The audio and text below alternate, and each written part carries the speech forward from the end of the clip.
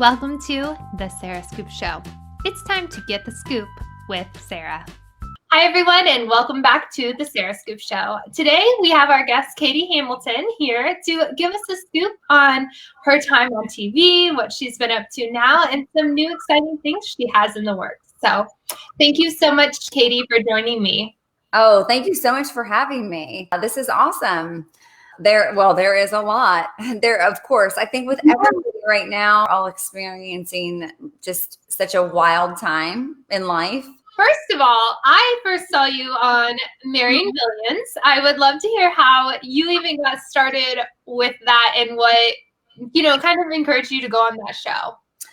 Well, I will say it was not what I expected. I had done some reality TV before, and a lot of different types of reality TV, whether it was, with family things or, of course, Real Housewives, although we filmed for Real Housewives for months and months and months, and it was so great. The footage was awesome. I loved that experience. And so when my divorce happened and they were not, I moved back to Texas and they really weren't able to show what happened. Mm-hmm. It was a bummer because I did pour, a lot of like blood, sweat, and tears into it and really gave that my best. And that was the first time I had been back working full time since my now 14-year-old was young. I had my real estate license, back in the day. It took me a little while to kind of hit my stride with that show specifically, because with the other shows I'd done previously, it was either just like me and, like Eat Your Hollywood Story, Baseball Wives, shorter things, or it involved the whole family. This was more, me and my castmates. My family was in the footage, but for the first time in probably a decade, I was able to have adult women friends, which was so great for me because in baseball, my ex-husband played baseball. We moved so frequently that it was hard to really, with small kids and with that time, kind of lifestyle, you don't really get to cultivate those types of friendships. So I enjoyed that aspect of the show so much also, which was everything about it was a surprise. So when it didn't get to be, shown, I was, of course, disappointed, and we had made a commitment, to do the show. And so I felt like that needed to be honored, and, for sure was not my doing, but, my exes have all manner of different ideas of what's good and what's not. So, that was kind of going into Marrying Millions. And of course, I didn't know the name of that show.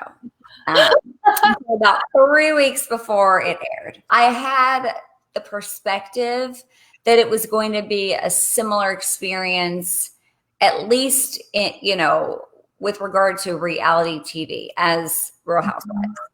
Now, I thought that the show was going to be more like people in relationships, like in different seasons of life. I knew the financial component was going to be a part of it. I didn't know that it was going to be the focus. And when I heard the title, I literally almost just freaking cracked a brick, because I was like, oh no. Colton and I had, we had dated, like started dating. I wasn't really sure how much I wanted to date because, after being divorced and having kids, this was like really my first, like even just dipping my toe in the dating pool, but he really was not wanting to take no for an answer, which that I was like, okay, well, you're really pursuing me. Let's just we'll see where this goes. Well, to be quite honest, the casting process was so fast that, I kind of off the cuff just said, hey, you want to do this reality show with me? Because they had, it DM'd me on Instagram, and he was like, oh my gosh, yes. And really wanted to do it. And I said, well, let's just see how the casting process goes and then we'll decide. Well, it was so fast, and they called us and they were like, we'd love for you to be on the show.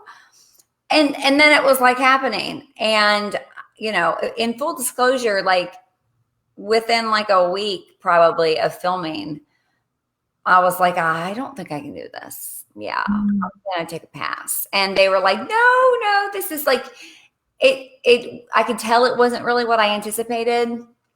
And I had started to just not want to be around Colton. So I found myself like just wanting to like, okay, you know what? I'm not ready to date. I'm not, and there's like the dynamic of children. Another thing about the show, like he was not BFFs with my daughter. We met him on the same day. And he and I sat together when we were out at this restaurant in Dallas. And the reason he was coming over to the house was to see me. He would be like, he was friends with people that, Julia had other friends in common with. And he kind of used like that excuse, and brought those friends over. But he was coming over there to see me. So when all those headlines, she's dating her daughter's, best friend, I was like, whatever. But,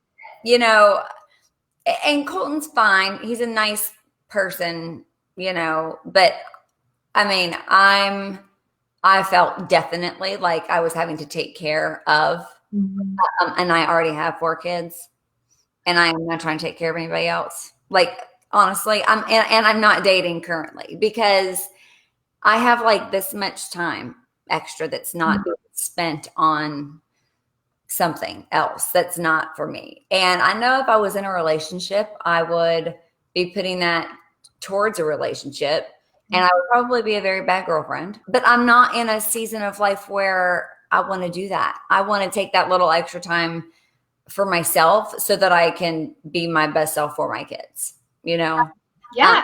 So to answer your question, that was a long explanation. It was nothing like I anticipated. Oh, I was like, oh, what? But you know what? You live and learn. You win some, you lose some. I just have to just chalk that up to like, hey, it was an experience, and I'm not going to ever dwell on the things that weren't necessarily good about it. I'll know if I do any other reality TV in the future, which, who knows, no, I just never say never. I will be more like I was with Real Housewives. I asked a ton of questions. I wanted to know, what was in that contract. I was such a pain in the ass, actually. I know that they were like, oh my God, this woman, but I had peace of mind. And it just ended up being so much better than what I thought. It just wasn't my favorite, So we probably won't see you on season 2. Probably not. No. No, I seriously doubt it. But I hope that they're super successful. I know that there's people that have really liked the show. When it aired on Hulu, I actually started getting far more like DMs that were supportive. Like when it aired on Lifetime, I didn't get a lot of negative, I got some, of course, that's okay. When it aired on Hulu, I was shocked at the amount of people that watched it. I mean, obviously, some people have time right now because of COVID. I was just very shocked by the amount of correspondence, DMs, and the positivity. Like that made me so happy, and it made me happy that people enjoyed it. So for sure that that makes it feel far more worth it, because if I'm going to do something that maybe I don't like, if it brings other people joy or entertains them, praise God, like that definitely made it worth it for sure. Yeah, I love that motto. That's great. So you have, you were talking about you're not really dating right now. You're kind of focused on your family, but you're also focused on a new project. Do you want to talk a little bit about your podcast? I would love to. So my podcast, and it is new. It's still in its little infancy phase, and it's called When Life Throws You a Curve and How to Make the Adjustment. And that's a baseball reference. And if I had heard that term, or actually when I did hear that term prior to my baseball days, I knew what a curveball was, okay, but I didn't know about making the adjustment. But I really enjoyed and treasured my time in baseball. I felt like my ex-husband's career was actually like a gift to me, because I prayed so like years. I'm talking years and years and years. I prayed for that man. And of course I had no clue he, knew how to play baseball or like was good at it or anything. I mean, it was years before I ever saw him hit a ball after we were married. And I was like, oh my gosh, you're good. You're good at this. Like, you were just going to throw this away. I mean, that shocked me. But the game of baseball, it was just such a blessing. I treasured it. I knew it would have an expiration date. But, within that game, like, in so many ways, there are adjustments. Like, we move 3 times a year as a family. I've moved like 41 times since I was 21. I learned how to homeschool.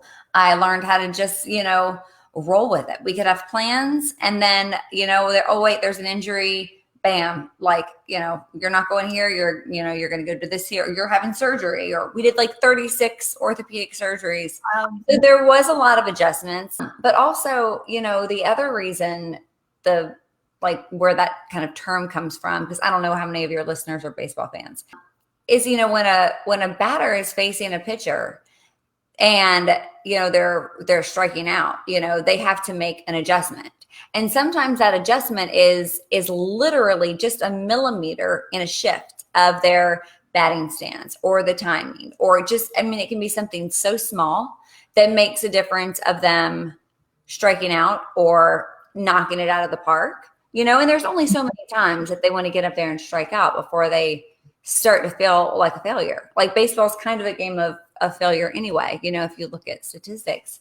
So, I liked that aspect, but the whole purpose behind the podcast is to help people navigate challenges and situations that come unexpectedly. And how do you go through adversity? How do you persevere and gain the good stuff from the hardest situations? So I started this podcast at the end of February, and then the world obviously got hit with a massive curveball. Mm-hmm. So I had just kind of started telling a little bit about my personal story, because I haven't shared much of that at all yet with the world. So I was, beginning to share some of that, just so that people would know why I felt like I might have a voice to speak into, some of these things and how we overcome adversity and how we overcome challenges. But, when COVID hit, I felt like, okay, well, my little story is going to be there, and I can come back to it. But I felt like people needed some real time, tips. And so I began to share some of those. I also had some, guests already scheduled. So I've gotten to interview some really cool people, but we are back on last week, my daughter was on, my oldest, she's 19, and she's actually, I'm going to record with her again today. We're going to talk a lot about boundaries, life in baseball, how she has overcome adjustments. And we're really going to kind of get deep into some things that's never been shared from her or from me. But last week or the week before, we talked with two of my other kids. This is the only time I've ever had them on. And it was about harmony in the home, because everyone's in close quarters. The parents are being the teachers. Just what strategies do we implement that maintain that harmony that is necessary for everyone's sanity and for, success, because these kids are going to remember this time in their life, and as, challenging as it is for the world and for these doctors and nurses and everybody on the front lines, for us, we're able to have this time together. And, I want them to look back on it and think, what, that was a really hard time for the world, but I learned so many lessons, and there is so much good. I want them to have some good memories from this season of their life. So we did touch on that, but perseverance, resilience, adversity, forgiveness, gratefulness, those are all things that are required if you're going to have success in navigating challenges. And there are times everybody's going to go through valleys, peaks and valleys. That's what, kind of life is. And, there's flowers that grow in the valley that don't grow on the mountain. And I can promise you, once you've gone through valleys and then you've had to climb that mountain, you appreciate that view so much more from that mountaintop than you ever would have if you had just been dropped off there, because you knew what it took to get there. You knew, that you couldn't give up. You knew you had to keep going, even though it sucked, because there's some things in life that just straight suck. I'm going through something right now that I kind of can't believe I'm going through. I haven't really shared that much about it at all. I can tell you it sucks. It is, in my opinion, a massive level of injustice. And, I have a hard time sometimes wrapping my mind around it and the things that are, being required of me and asked of me. But I know, because I've gone through so many challenges in the past, that I know God's going to get me through it. He's perfecting something in me, refining something in me, and he's preparing me for something he has for me in the future that I will be so much better able to accomplish because I've gone through what I'm going through right now. Even though I don't know what that is, I know that it is preparation for my promised land, and I can trust him and rest in him. And, he's allowed me to be here in this season. So I always can count on him to carry me through. Like he gives me everything I need as long as I remain in him, ask him, hey God, what do I do? Because this is like out of my area of expertise and knowledge. And I've had to say that to him over the course of the last 20 years, a whole lot of times. And he has not yet failed me. So, that is something I can rest in. I can tell you it's not enjoyable, the season that I'm going through right now. I would prefer to not be, but I am. It is what it is. So I have to look at it with the best attitude, knowing that it's perfecting something in me and preparing me for my future. And those are the things that I want to instill in my kids. And I do want to encourage people through the podcast that, this too shall pass. Parents, when you're, thinking, oh my gosh, my kids are driving me nuts, like take 5, because the time goes so fast. I have a 19-year-old. So I have been able to see, I'm 19 all the way down to 8. I've had the luxury of having them spread out, so I'm able to see how fast it goes. And so I know to treasure and cherish these moments. I don't take them for granted, and we're making memories. So, and I'm so thankful that, our family's healthy. There is always something to be thankful for, period. People often compare always like, well, I don't have what this person has, but they rarely compare like, oh my goodness, think about where you were born, where you're living, because there's people all over the world that would look at you and be like, oh my goodness, you have everything. So it's just, perspective is such a big deal. And that might be like the little tiny adjustment that we need. It could be perspective. It could be, any small change can make a huge difference. So it's just, turning your eyes, ears, and heart on to receive those directions, so you know which way to go. Yes. Thank you so much, Katie. You were full of great advice, insight, and I'm really so thankful that you were so open and able to share so much about your journey and things going on. So we look forward to hearing more of your podcast. Thank you. And thank you so much for having me. I really appreciate it. Thank you for watching The Sarah Scoop Show. Head to sarahscoop.com for more.